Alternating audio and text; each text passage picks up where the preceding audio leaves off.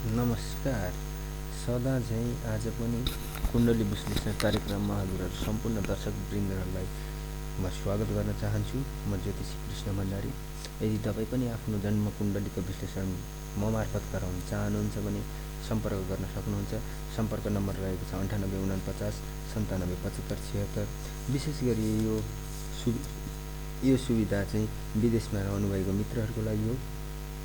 यदि तपाईहरूलाई आफ्नो जन्म कुण्डली विश्लेषण गराउन मन लाग्छ अथवा देखाउन मन लाग्छ भने तपाईहरू मलाई सम्पर्क गर्नुहोस्। त्यस्तै गरेर आज एक मित्रले कतारबाट आफ्नो जन्म कुण्डली पठाउनु भएको छ।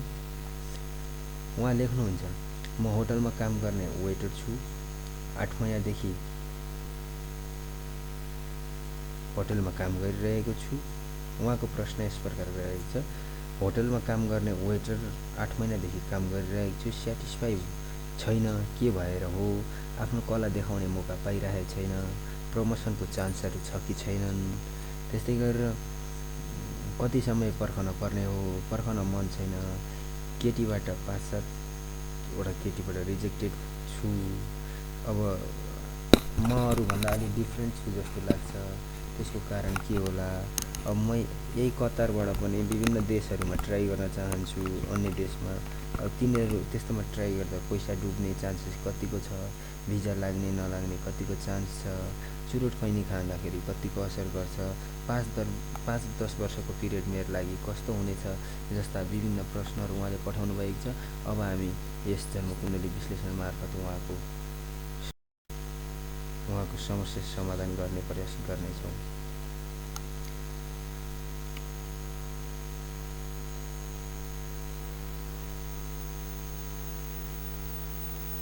अब यसरी हेर्दाखेरि उहाँको राशि आउँछ मेष राशि, नाम चबाट आयो। त्यस्तै गरेर अब उहाँको के छ भन्ने कुरामा बृहस्पति र सूर्य गएर पञ्चम भावमा गएर लग्नेश गएर पञ्चम भावमा बस्यो, जुन चाहिँ अलिकति के छ भन्दा बृहस्पति एकदम बालक भएर बृहस्पति अलिक कमजोर भएर बसेको छ। उच्च त छ, विद्यास्थानको मालिक अलिकति गएर दोस्रो भावमा गएर बसेको छ। अब यी सम्पूर्ण कुराहरूलाई विचार गर्दाखेरि के भन्न सकिन्छ भने दोस्रो भावमा चन्द्रमा हुनेबित्तिकै मान्छे होटल लाइनमा लागिहाल्छ। वेटर अथवा होटल आफ्नै भविष्यमा होटल व्यवसाय हुने छाटकाट देखिन्छ। अलिकति केतु चतुर्थ भावमा अलिकति कमजोर बनेर बसेको अवस्था छ। निचो केतुले घर सम्बन्धी सुख अलिक कम दिन्छ अथवा घरमा मन लगाउँदैन, घरबाट टाढा बनाइदिन्छ। काममा सुख हुँदैन सर तपाईँको, किनभने काम चेन्ज गरौँ लागिरहेको छ। किनभने यो दशम भावको राहुले मान्छेलाई चेन्ज गराउँछ, आफ्नो कामहरू चेन्ज गराइरहेको छ। सूर्य पञ्चम भावमा गएर बसेकोले प्रथम सन्तान छोरो हुने जस्तो देखिन्छ। त्यस्तै गरेर मङ्गल शुक्र अलिकति तपाईँको स्त्रीसँगको सम्बन्ध, अब तपाईँले भनेअनुसार मङ्गल शुक्र षष्ठेश भएकोले स्पेसली यसले यो कारणले पनि तपाईँको स्त्री सम्बन्ध कम भएको हुनसक्छ अथवा स्त्रीबाट तपाईँको रिजेक्सन आएको हो। त्यस्तै गरेर अब बुध र शुक्र महालक्ष्मी के भन्छ, मङ्गल शुक्रले अब हुन त प्रेम विवाहको कारक हो, प्रेम विवाह हुन्छ भन्ने देखाउँछ मङ्गल शुक्रको युक्तिले। तर 6औँ स्थानमा भएकोले त्यही प्रेम विवाह अलि नहुने खालको चान्सेस देखियो। त्यस्तै गरेर 6औँ घरमा लक्ष्मीनारायण योग बनेर बसेको छ बुध र शुक्र। लक्ष्मीनारायण योग भनेको पैसाको लागि स्पेसली राम्रो हुन्छ, म्यानेजमेन्ट स्किल राम्रो हुन्छ यस्तो मान्छेको। त्यस्तै गरेर अलिकति विवाहको कुरा गर्नुपर्दाखेरि दाम्पत्य जीवन, श्रीमतीको कारकको मालिक आएर आफ्नै घरबाट द्वादश स्थानमा बसेकोले अलिकति 2-12 सम्बन्ध बनाएको छ। त्यस कारणले पनि अलिकति सम्बन्धमा सानोतिनो खटपट हुने देखियो। त्यस्तै गरेर अब राहु कर्म भावमा बस्ने बित्तिकै उहाँले भने जस्तै मलाई काममा मन लागिरहेको छैन, प्रमोसन हुने छाड्छ, किन हो, 8 महिनादेखि गर्दैछु, म सेटिस्फाई छैन भन्ने कुरा चाहिँ अब उहाँको स्पेसली राहु, निचो राहु गएर दशम स्थानमा कर्मक्षेत्रमा बस्नु भनेको काममा चित्त नबुझ्नु हो, काम परिवर्तन गर्ने योग हो। यो एउटा काम गर्यो त्यसमा चित्त बुझ्दैन, फेरि परिवर्तन गर्यो, त्यस्तो खालको योग छ। अब उहाँको सबैभन्दा राम्रो भनेको चाहिँ शनि एकादश भावमा सौर्य भएर एकदम फुल पावरमा बसेकोले उहाँले फलाम सम्बन्धी कामहरू गर्न राम्रो हुन्छ। उहाँको पूर्वजन्मको फल पनि शनिले देखाउने भएकोले यदि शनि एकादश भावमा भयो भने चाहिँ उहाँले पूर्वजन्ममा राम्रै कार्य गर्नुभएछ भन्ने बुझिन्छ। त्यस्तै गरेर अब उहाँको के छ अरू कुराहरू भन्दाखेरि जस्तै अब उहाँको प्रश्नहरू छन्। होटेल काम गर्ने उहाँको लागि होटल काम गराए चन्द्रमाले, भविष्यमा तपाईँ आफ्नै होटल पनि खोल्न सक्नुहुन्छ। त्यस्तै गरेर आफ्नो होटल खोलेर त्यही व्यवसाय सञ्चालन गर्न सक्नुहुनेछ। यदि विदेशबाट फर्केर आउने सोच भयो भने तपाईँको के छ भन्दा फलाम सम्बन्धी अथवा हार्डवेयरहरू अथवा गाडीहरूसँग सम्बन्धित कामहरू तपाईँ गर्न सक्नुहुन्छ। त्यसै गरेर अब तपाईँलाई दशा चलेको छ अहिले के भयो भन्दाखेरि 2071 साल सकिसक्यो, 2077 सालसम्म सूर्यको दशा छ भने अर्कोतिर सङ्कटा छ। अब सूर्यभित्रको अन्तर्दशामा के छ अहिले तत्कालीन अवस्थामा भन्दा मङ्गल चलिरहेको छ। लगभग 4 महिनाको पिरियड मङ्गलको, यो अब लगभग 15-20 दिन जति मङ्गलको पालो छ। अब यो 20 दिनको समय अलिकति उल्टे बनाउँछ तपाईँलाई। अब 6औं स्थानमा मङ्गल जानु भनेको अलिकति ब्लडसँग रिलेटेड समस्याहरू, बुध भनेको छाला सम्बन्धी समस्याहरू तपाईँलाई आउन सक्छ रोगहरूमा, स्पेसल्ली छाला सम्बन्धी। त्यस्तै गरेर मुख सम्बन्धी समस्याहरू पनि देखिन सक्छ।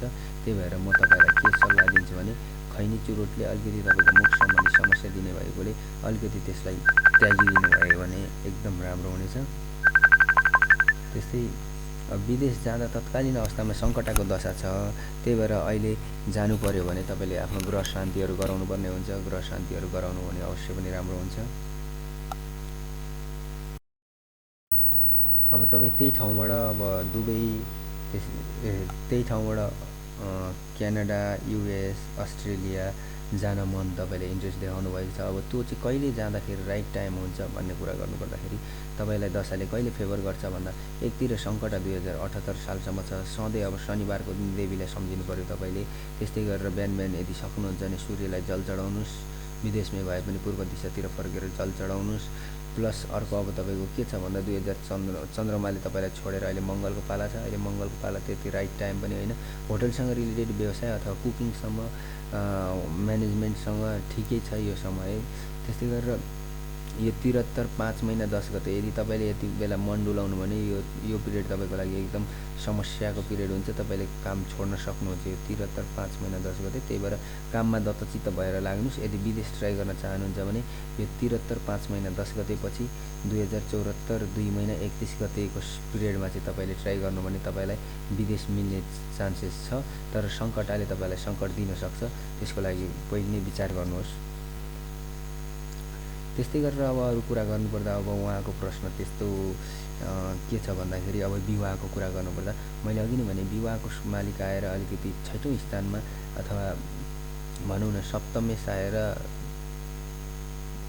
रिपु भाव अथवा शत्रु अथवा ऋणको भावमा आएर बसेकोले अलिकति विक भएको छ। यो आफ्नो घर यसले देख्दैन। आफ्नो घर नदेख्नुको कारणले अलिकति विवाहमा दुई बारको सम्बन्ध भएकोले अलिक तनाव हुनसक्छ। त्यही भएर अलिक विचार गर्नुहोस्। तपाईँलाई अब मैले सजेसन दिनुपर्दा खैनी सुर्ती चुरोट यदि छोड्न सक्नुहुन्छ भने छोडिदिनुहोस्। अब तपाईँको प्रश्न छ 5 देखि 10 वर्षको समय कस्तो छ भन्ने क्वेसन तपाईँको छ। 5 देखि 10 वर्षको समय तपाईँको लागि एकदम राम्रो छ। अब बिस्तारै तपाईँको शनिको पालो आउँछ, बृहस्पतिको पालो आउँछ। यो 73 सम्म चाहिँ अलिकति त्यही ठाउँमा थामिएर बस्नु होला। अहिले नै मन नडुलाउनुहोस्, किनभने मङ्गलले तपाईँलाई अलिकति समस्या दिइरहेको अवस्था छ। अहिले मेन्टल टेन्सन, डिप्रेसनहरू दिइरहेको अवस्था छ। त्यस पछाडि राहुको पालामा तपाईँले अलिक मन डुलाउनु भने जागिर छोड्नुहुन्छ। त्यो जागिर छोड्नु भने फेरि त्यस्तो जागिर तपाईँ भेट्नुहुन्न। अब त्यस्तो जागिर भेट्नलाई फेरि तपाईँले लगभग 1-2 वर्ष पर्खिनुपर्ने हुन्छ। त्यही भएर 2073 5 महिना 10 गतेपछि मात्रै तपाईँले विदेश ट्राई गर्नुहोला। युरोप अथवा अस्ट्रेलियातिर जान चाहनुहुन्छ भने 2073 5 महिना 10 गते पछि ट्राई गर्नुहोस्। यसले तपाईँलाई धेरै सपोर्ट गर्छ र यो सङ्कटालाई चाहिँ उपचार गर्नुहोस्। अब उपचारको कुराहरू मैले भनिदिन्छु। शनिबारको दिन सङ्कटा कुनै पनि देवीलाई सम्झिने, स्पेसली काली देवीलाई सम्झिनु भए राम्रो। त्यस्तै गरेर अब सूर्यलाई बिहान जल चढाउने अहिलेको समयमा। त्यस्तै गरेर यो 72 6 महिना 15 गतेसम्म तपाईँले गणेश भगवान्लाई सम्झिनु पर्यो।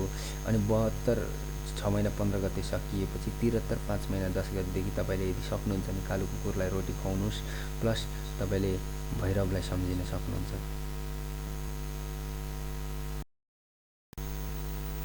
अब तपाईँको भाग्य स्थान बलियो छ 1 2 3 4 5। एक त बृहस्पतिले हेरिरहेछ तपाईँको भाग्य स्थानलाई, त्यस्तै गरेर मङ्गलले आफ्नै घर हेर्छ 1 2 3 आफ्नै घर हेरेकोले तपाईँको भाग्य स्थान एकदम बलवान छ।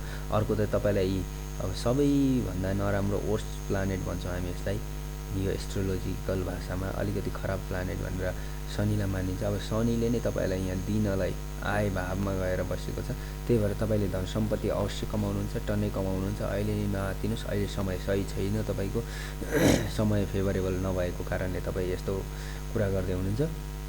अब यो मङ्गल 6 महिना 15 गते सकिएर राहुको पालो कटेपछि तपाईँले युरोप ट्राई गर्नुहोस्, त्योभन्दा अगाडि युरोप ट्राई नगर्नुहोस्। बिए यदि गर्नै पर्छ भने अब सङ्कट 78 सालसम्म चाहिँ यदि 78 सालसम्म नगरी बस्न सक्नुहुन्छ भने ठिकै छ। तपाईँको योग आउँछ 79 सालमा, 79 सालमा तपाईँको बिहेको योग आउँछ, त्यति बेला चन्द्रमाको पालो पनि आइरहेको हुन्छ। त्यही भएर यदि पर्खिन सक्नुहुन्न भने तपाईँलाई त्योभन्दा अगाडिको राइट टाइम भनेको चाहिँ कहिले हुन्छ भन्दा 74 75 74को 73देखि 74को टाइम एकदम राइट छ। बिहे अब अलि चाँडै गर्न चाहनुहुन्छ नि, यदि अलि ढिलो गर्ने हो भने 78देखि 79 सालसम्मको टाइम तपाईँलाई बिहे गर्न एकदम राम्रो छ। यसरी नै तपाईँहरू पनि आफ्नो कुण्डली विश्लेषण गराउन चाहनुहुन्छ भने सम्पर्क गर्न सक्नुहुन्छ। मेरो सम्पर्क नम्बर रहेको छ 98 49 97 75 76। यसको लागि निश्चित शुल्क लाग्नेछ।